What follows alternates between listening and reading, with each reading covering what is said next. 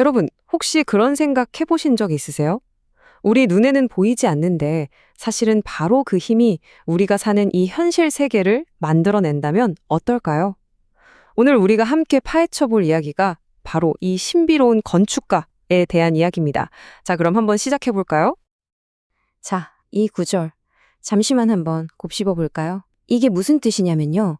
우리가 지금 만지고, 보고, 느끼는 이 모든 것들이 사실은 보이지 않는 무언가에서부터 시작됐다는 정말 심오한 의미를 담고 있는 거죠. 그렇다면 말이죠. 우리가 보는 이 모든 걸 만들어내는 그 보이지 않는 것들, 도대체 그 정체가 뭘까요? 바로 이 질문이 오늘 우리가 원문을 따라가면서 그 답을 찾아볼 핵심적인 질문입니다. 진짜 궁금하지 않으세요? 네, 원문에서는요, 이 보이지 않는 엄청난 힘의 정체를 바로 우리 인간의 상상력이라고 딱 짚어 이야기합니다. 근데 여기서 말하는 상상력은 그냥 멍하니 앉아서 하는 그런 공상이 아니에요. 현실을 만들어내는 실제하는 창조적인 힘으로서의 상상력을 말하는 거죠. 자, 이 정의를 한번 보세요. 이게 정말 흥미롭습니다. 상상행위라는 건요, 그냥 머릿속으로 그림을 그리는 게 아니에요. 그게 아니라 머릿속에서 어떤 이미지들을 아주 생생하게 진짜처럼 조합해서 하나의 장면을 딱 완성시키잖아요. 그러면 현실에서 물리적인 사건이 반드시 뒤따른다는 겁니다. 정말 놀랍지 않나요? 바로 이겁니다. 없는 것을 있는 것 같이 부른다. 그러니까 상상력이라는 게 그냥 한가하게 꾸는 백일몽 같은 게 아니라는 거예요. 말 그대로 존재하지 않던 것을 현실 세계로 불러내는 아주 강력하고 창조적인 힘이라는 거죠. 이게요, 그냥 무슨 신비주의적인 개념 이런 게 아닙니다. 인류의 역사를 통째로 움직이고 지금 바로 우리의 하루하루를 만들어내는 힘이라는 거예요. 그래서 핵심이 뭐냐? 바로 이겁니다. 행복한 결과를 상상 속에서 이미 이루어진 것처럼 생생하게 느끼고 나면 그다음부터는 이게 어떻게 이루어지지? 하고 걱정하거나 애쓸 필요가 없다는 거예요. 그냥 자연스럽게 현실이 그 상상을 따라오도록 믿고 내버려두는 거죠. 간섭하지 않는 것, 이게 중요합니다. 자, 그럼 이론은 이쯤 하고 이 추상적인 개념이 실제 우리 삶에서 어떻게 작동하는지 보여주는 아주 강력한 사례를 하나 들어볼게요. 아주 평범한 어느 할머니의 이야기입니다. 상황이 이렇습니다. 영국에 사는 할머니인데 2살 반 된 손녀를 거의 본 적이 없는 거예요. 거리가 너무 머니까요. 이 먼 거리에서 어떻게 손녀랑 유대감을 쌓을 수 있을까요? 정말 막막하게 느껴지죠. 하지만 이 할머니는요, 바로 그 상상 속에서 해결책을 찾기 시작합니다. 이 할머니가 뭘 했는지 구체적으로 한번 보세요. 이게 정말 중요하거든요. 매일같이 상상 속에서 손녀를 자기 무릎에 앉혔어요. 그리고 아이를 꼭 껴안고 이런저런 멋진 이야기들을 속삭여줬죠. 심지어는요, 몇 달이 지나면서 상상 속에서 아이가 점점 자라서 팔 안에서 더 무겁게 느껴지는 것까지 생생하게 느꼈다고 합니다. 단순히 생각만 한 게 아니죠. 모든 감각을 다 동원한 거예요. 자, 결과가 어땠을까요? 정말 놀랍습니다. 한 번도 만난 적 없는 그 손녀가 어느 날 이런 말을 하는 거예요. 우리 디디는 나를 사랑해. 우리 디디는 매일 나를 보러 와. 라고요. 어떻습니까, 여러분? 아이는 마치 할머니를 매일 만나는 것처럼 이야기하기 시작한 겁니다. 보이지 않는 그 연결이 실제로 존재했다는 걸 증명하는 정말 소름 돋는 순간이죠. 자, 그럼 다음 사례로 넘어가 볼까요? 이 원리가 이번엔 훨씬 더 어렵고 거의 불가능해 보이는 상황에 어떻게 적용됐는지 한번 보겠습니다. 자, 문제는 이렇습니다. 어떤 아이가 있는데 너무 다루기가 힘들어서 선생님들이 전부 자기 반에 받기를 거부하는 거예요. 게다가 그 아이의 가족은 학교에 와서 끊임없이 문제를 일으켰죠.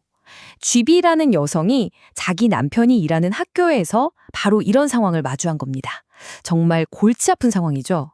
아이 하나가 아니라 가족 전체가 문제였으니까요.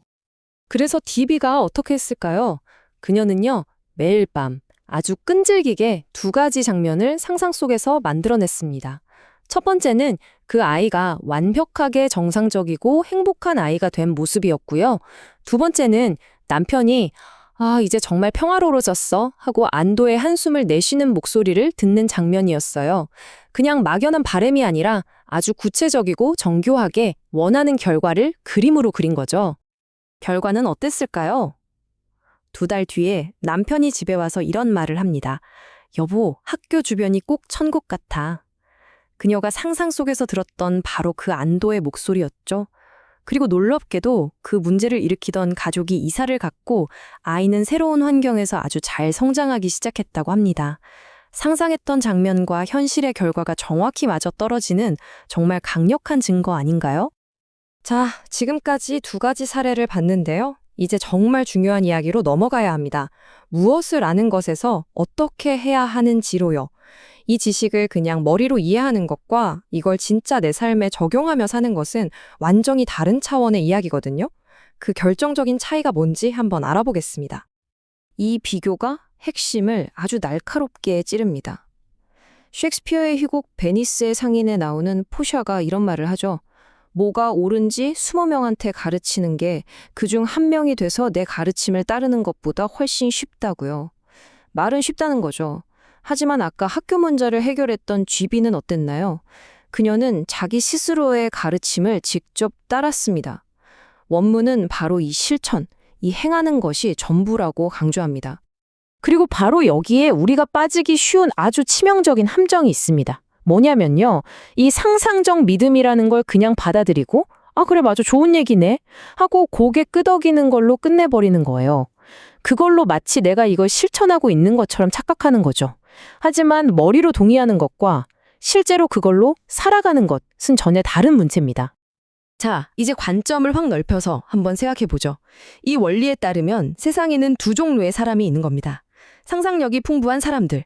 이들은 끊임없이 자신의 현실을 창조해내는, 말하자면 마법을 던지는 사람들이고요. 그리고 수동적인 사람들. 이들은 다른 사람들이 던진 그 마법, 그 주문 아래에서 살아가는 사람들이죠. 결국 우리 모두는 둘 중 하나라는 겁니다.